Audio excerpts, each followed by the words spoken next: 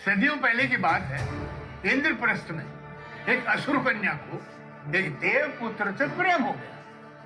वो कन्या गर्भवती हो गई। देव और असुर दोनों ही बिरादरी ने उस बच्चे को अपनाने से इनकार कर दिया।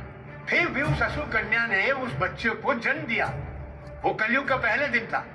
जब देवों ने उस पर हमला किया तो वह जख्मी औरत पहुंची अंधेरे के राजा अंधकारदा के पास। अपने बच्चे को अंधकारदा के चरणों में सौंप कर उस मां ने दम तोड़ दिया।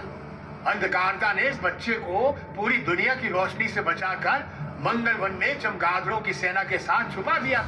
वो असुर अंधेरे में ही बड़ा हुआ।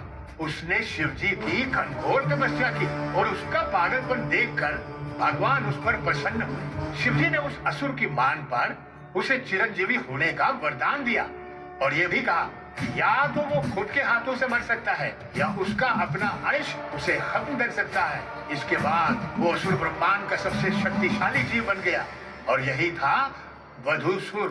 फिर वधूसुर ने अमावस की रात पूरी चमगादड़ों की सेना के साथ देवों के खिलाफ युद्ध छेड़ दिया।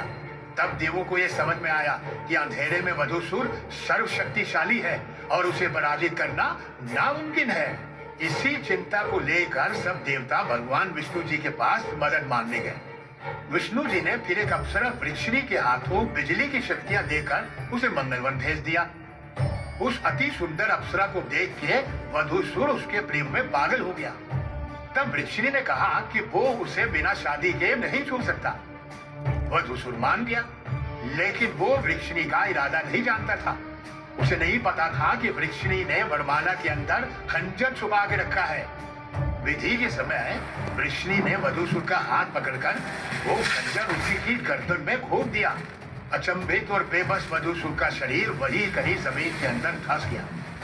जहां उसका विशालकाय शरीर गिरा, वही जंगल में काला जादू करने वाले एक समुदाय ने उसका मंदिर बनाया। वो लोग उसको पुनर्जीवित करने का प्रयास करने लगे, लेकिन ऐसा ना हो इसलिए वृक्षिणी उसी मंदिर के पास एक पेड़ बन के रहने लगी और उसकी बिजली की शक्तियों वाले हाथ उस मंदिर में धंस गए।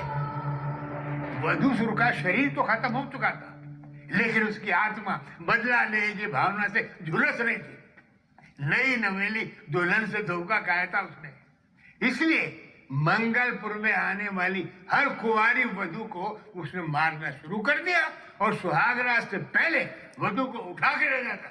इसीलिए वधूसुर बोलते